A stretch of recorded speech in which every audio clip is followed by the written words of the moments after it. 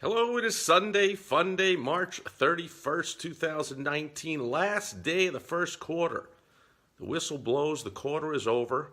Hope you are 1/4 of the way towards your goals for the year, and if not, time to step it up. And so, a Sunday Funday. My beautiful wife Michelle and I watched a movie last night, and it was amazing.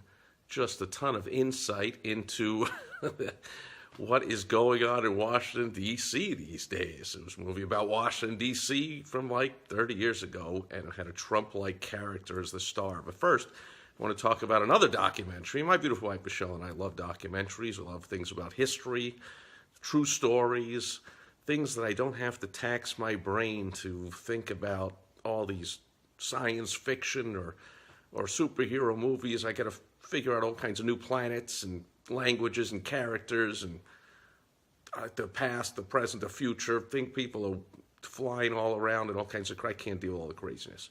So I love documentaries. Well, the first one I want to talk about, I just bought the tickets. It's not out yet. It's premiering in a couple of weeks. And it's a documentary about a friend of mine. Jeremy Danley is here. Great seeing you. A friend of mine named Joe Polish. So I'm wearing my official Genius Network Joe Polish group. See, it's 25k.com, colloquially known as the 25k group, because all of us, and they still have the group. I did it for a couple of years, but entrepreneurs pony up 25 grand up front just to join the group for a year. Kram is here, great to see you. So you can imagine, it is a world full of high action-taking, high-functioning, fantastic, successful entrepreneurs. And so Joe, being the head of the Genius Network, has this documentary coming out about him. I just got an email from one of Joe's staff letting me know, and I just bought the 2 tickets. It is premiering in a couple of weeks, and as far as I can tell, it's open to the public, because it was just a link to a website to buy the tickets. I didn't have to prove that who I was or that I was a member of Joe's group, which I'm not anymore, but I was years ago, and I put one of my old, where is it? There it is. One of the old Genius Network Mastermind notebooks that I got from the event. But anyway, now when you get an opportunity to attend an event where there are high-achieving entrepreneurs there, you go. I mean, when I belong to that group, it meets here in Arizona. Joe lives in Arizona here. Meets in Tempe near the airport. But I was living in Chicago at the time, and of course I flew down 3-4 times a year to come and meet entrepreneurs. Now that the premiere of this Joe Polish movie, I think it's called Connected, the Joe Polish story, and it's premiering right here in Scottsdale, Arizona, so of course I'm going to go. If you get an opportunity to go to an event where there are sharp entrepreneurs, you walk, crawl through glass, fly, beg, borrow, steal, do whatever you can to get there. If it's local, no excuse. Of course you get over there. So I know that not only will Joe be there, but I'm sure all kinds of Joe's friends will be flying in from out of town, and all kinds of, which will be a whole bunch of old friends of mine. Meet some new friends. That's what happened when I first joined the group, of course. I met a whole bunch of really sharp entrepreneurs for the first time, and of course I knew a whole bunch of people in there. In fact, one of the people I knew, another friend of mine that we go back about 10, 12 years, Nick Nanton, who has won 11 Emmy Awards for producing documentary films, is producing the film. So it's a double win. I get to see a film by a friend of mine, about a friend of mine, and I'm sure there'll be all kinds of friends that'll be there, and I'll meet some new ones. So I'm very excited about that. It's coming up in a couple of weeks. Documentary number 2, my beautiful wife Michelle and I just watched, and this one is called The Challenger Disaster. Now, if you're my age, you'll likely remember where you were in January 1986 when the Challenger lifted off, and a minute later it blew up. It was like, what the heck happened? It was just total shock. I mean, back then, all the air flights, space, NASA things that took off were like, they were on national TV. It was a big deal. And cable TV was just starting to come out. Not everyone had cable TV in those days. I just started my first multi-million-dollar business, my fantasy sports game business. And I remember watching on TV and watching the liftoff, and then suddenly smoke all over the sky and things were shooting in every direction, and I was like, what the heck? And I think 8 or 9 Americans, astronauts, died. in the flight. So a big disaster. And somebody told me that this was a documentary that just came out the end of last year or the beginning of this year or something called The Challenger Disaster. So we sat there and we said, let's watch this thing. And for some bizarre I don't know what I did, but instead of watching The Challenger Disaster, I think that's what it's called, new movie, we ended up watching a movie called The Challenger Disaster, which was made like 5 or 10 years ago or something. And however, great movie.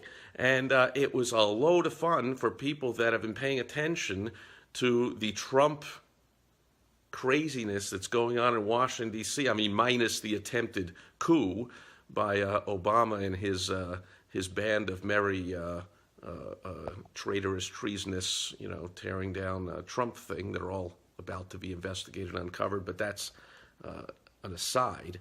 Basically, it was what happens. The movie was all about what happens when an outsider arrives in Washington, D.C. and bucks up against the government to get something done, which just reminded me that's why Trump was elected, to get in there and have one person who's not a swamp-dwelling, career government, corrupt, ridiculous person wants to do everything the old way. And that's what this movie was. It was starring William Hurt. So highly recommended, especially for an entrepreneur. In the movie, Hurt was not an entrepreneur, but he was a retired scientist, I guess not retired, he was a professor, and some kind of a physicist who had his claim to fame. He was like the world's, America's greatest living physicist, and he had worked on the atom bomb back in the 40s, and here it was 40 years later, he was called on to go to Washington, D.C. from, I think, California, where he lived, somewhere near L.A., and fly all the way to D.C. and be the only civilian on this commission full of government swamp-dwelling creatures from NASA and the Air Force and the whatever, and Sally Ride, an astronaut, and all that, to investigate and figure out what the heck happened to the Challenger, why it blew up. And right away, it was great insight to all of us who are entrepreneurs. Because right away he bucks up against the head of the commission, the NASA guy, is like, okay, thanks for coming here, everybody. We'll see you in a week when we get started. I reacted the same way William Hurt did in the movie, the professor in the movie he was playing. He's like, excuse me, I just flew all the way here, and you're telling me I got to sit around and come back in 5 days? What are you talking about? See, for government workers, they're like, yeah, well, that's the way it is. You say hello, and we'll see you in 5 days. What? What's 5 days? Doing nothing. Like, we do nothing every day. What's another 5 days? But to the non-government worker, and especially an entrepreneur, we're like, excuse me, but every day I wake up, I'm solving problems. I'm getting things done. That's why I wake up. So I don't wake up to sit around and wait. And, of course, the government workers, right, we get paid anyway. Look, I don't work because I get paid. I get paid because I work, okay? And I don't love what I do. I do what I love. So that's, there's a very small separation for high achievers between work and play. In fact, there's a great example is Donald Trump. Is this guy ever going to retire? How many billions of dollars? I mean, what guy, works all the time. People think, oh, he's playing golf. What do you think he's doing? He's playing golf. Who's he playing with? World leaders, senators, whatever. He's always working. He's down there having meetings on the phone all the time. Of course, and that's how we are as entrepreneurs. Anyway, so I highly recommend this movie for an entrepreneur. I won't really spoil it other than to tell you that's the setup of it. It's an outsider coming to Washington, D.C., and entrepreneurs, outsiders to D.C., we're not fools. We do not suffer fools lightly, and as they say, in the ridiculous, useless, counterproductive rules and regulations of the government. We don't let those stop us. So constantly, this William Hurt character was coming up against that.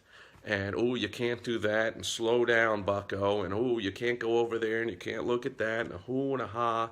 And he kept pushing and pushing and wanted to get results. He was results-oriented. So it was a really fun movie, and it just reminded me of what's going on in D.C. with all the swamp dwellers and the deep staters and the, oh, but that's not the way it's done here, people that are bucking up against Trump and trying to stop everything he does. I mean, Trump tries to stop half the stuff he does himself, but I mean, they're bucking up against him with that's not the way it works. I don't care the way you work. I don't care the way it's always worked. Entrepreneurs, we don't care the way it's always been done. In fact, that's counter to the very definition of what an entrepreneur does. We do things that have never been done. We do them in ways that have never been done. That's why we're entrepreneurs. That's why the world needs us. Only 10% of Americans are self-employed. The other 90% depend on us, or else they won't be able to pay their rent and their mortgage and feed their family. They need us. They need us to invent new things, new ways of doing things, to buck the trends, to buck the rules. So if you want some motivation and some seconding of who you are as an entrepreneur, watch William Hurt in the Challenger disaster movie. Not the newest one. And by the way, then I noticed when I looked, I was like, so where's that newest one? There have been like 5 or 10, every few years there's a movie made about this, or more films or tapes or something or other or whatever. So I guess we'll watch that newest one too, and I don't know if it's going to be similar or about the same character, whatever, but check out the one with William Hurt if you're an entrepreneur. It'll be motivating to see someone just like you, going up against the rules, the regulations, the how it's done, that you don't understand, that's not the way we do it here, and you can't do this, and you can't do that. And he keeps bucking the authority figures anyway. And Jeremy Daly asks, is it on Netflix? You know, I do not know, but doesn't Netflix have like 7 bazillion movies? Like it, you know, it's an interesting question because that shows how much I know. I just thought everything's on Netflix. Netflix or Amazon. I mean, we have the Amazon Prime. Well, I mean, I guess they make a lot of movies, but how many movies are not on those things? And by the way, another movie we watched recently, Jeremy. Jeremy is a fantastic, one of the nation's funniest leading comic comedians. We recently watched the special that I think was recorded around July 4th last year of Howie Mandel in Atlantic City in a comedy club called the Howie Mandel Comedy Club or something. And he came out and said, you know, this is the first time I'm doing stand-up in 20 years. You know, he's been doing these TV game shows. And so that was funny. And of course, we thought of you because you're the funniest person I know in person. And there was a funny guy on TV. So I highly recommend that one too. But there you go. That's a third movie recommendation. There you go. Because these days, you know, I asked my beautiful wife, Michelle, we sit down to watch a movie. I'm like, what kind of movie do you want to watch? And almost every night now, she's saying a comedy, something funny. For people who don't know, my beautiful wife, Michelle's over there right now. She's with her dad in the Mayo Clinic Hospital, where he has been since March 11th. Went in for a treatment on his liver cancer and suffered a heart attack and now has pneumonia, collapsed lung, all kinds of complications going on from that. So we've needed some comedy here in the Sipress household, and we've needed anything in the Sipress household because it's been pretty empty for the past 3 weeks. And my beautiful wife Michelle, 12, 14, 15 hours a day if she doesn't stay over at night, with her dad and her mom and her sister there most of the time as well. So any thoughts and prayers and well wishes are very welcome. You can head over if you want to my beautiful wife Michelle's Facebook site where she, I don't know if she keeps posting there because now we put up a website where she can post and all the friends and family and anybody that wants can keep up with what's going on and send their well wishes and thoughts and prayers, and she reads all the comments to my dad, and it really buoys his spirit and keeps him happy, and that's all good. Anyway, so that's it for Sunday Funday. Unless there's any other questions, comments, concerns, any other movie recommendations, by the way, hey, put them in the comments. Like, I'm always looking for good stuff. Again, my beautiful wife Michelle and I like stuff that is a true story, some kind of documentary, something that doesn't tax my very simple brain with all kinds of made-up stuff.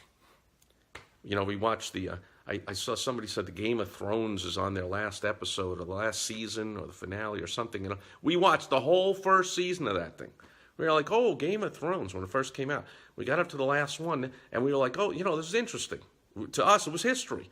I mean, it was fictional history, but it's like, okay, there were, I think, if I remember, it's like 10 years ago, but there were like 3, factions with each different kingdoms, and they were all going, there was a big, confrontations between each of them and blah, blah.